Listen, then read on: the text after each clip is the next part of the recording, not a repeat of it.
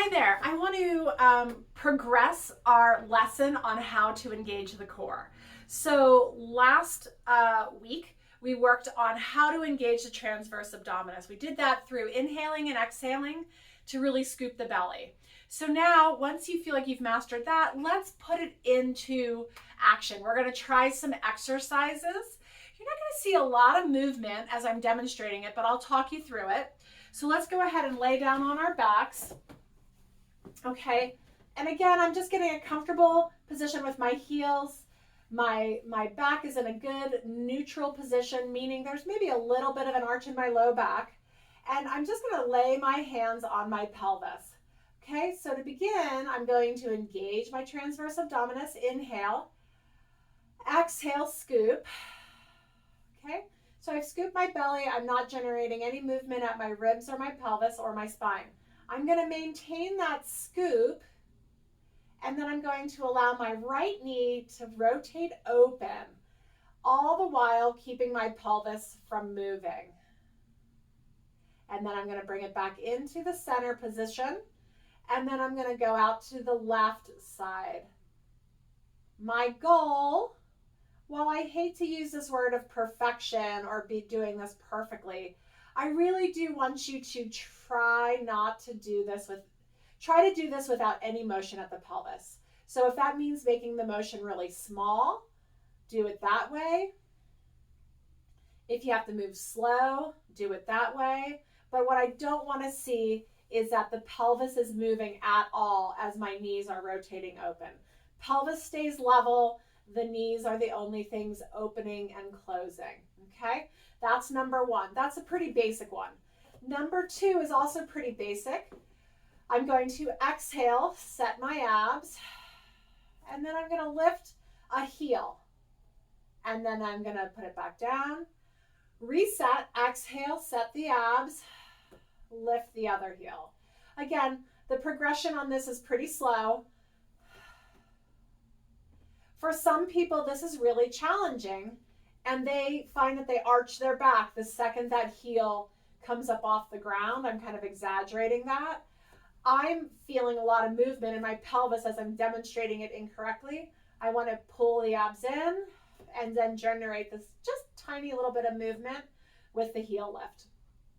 This progresses to a full leg march to tabletop. So I'm going to inhale to prepare. Exhale, scoop the abs, lift the right leg up to tabletop. Inhale, place it down. Exhale, lift the left leg. Inhale, place it down, and so on. All the while not allowing the back to arch or to excessively flatten into the mat. Progression number 3 with that is exhaling, lifting the right leg. Inhale, prepare. Exhale, lift the left leg. Inhale, place one leg down, and then you'll reset. Place the other leg down. I'll demonstrate that one more time. Exhale, first leg. Inhale.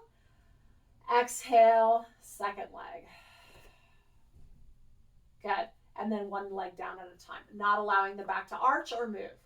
Okay, so let's progress on to hands and knees. So as we demonstrated last week, in this position, knees are set underneath your hips, hands are under your shoulders, abs pull in. Okay, as you can see, I have a little bit of an arch in my low back. That is neutral. And then from here, I'm going to exhale, set my abs in, and I'm going to lift a hand up off the table. Inhale, place it down. I'm on a squishy surface, so kind of challenging. Other hand. Inhale. Exhale. Good. No movement generated. So the progression for this. Exhale, extend the arm. Inhale down. Exhale, extend the arm. So you don't want to see a lot of backwards, back and forth motions with the hips, swaying back and forth to counterbalance it. You don't want to see the back rounding or excessively arching. Progression for this would be adding the leg. So again, exhale, set the core. Exhale, slide the toes back. Again, hard on a squishy surface. Inhale back in.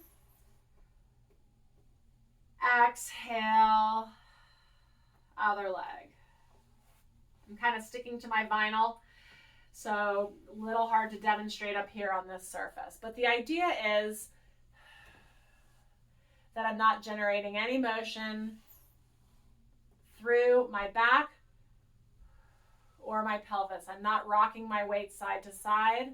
I'm keeping it nice and steady. So those are a handful of my favorite exercises to teach my clients.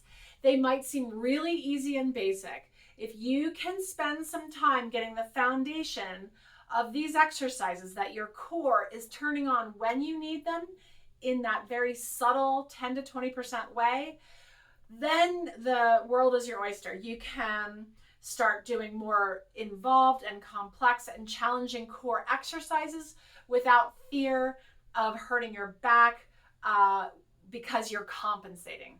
So spend some time doing these basics, get really good at them, and then we'll work on progressing to the next level.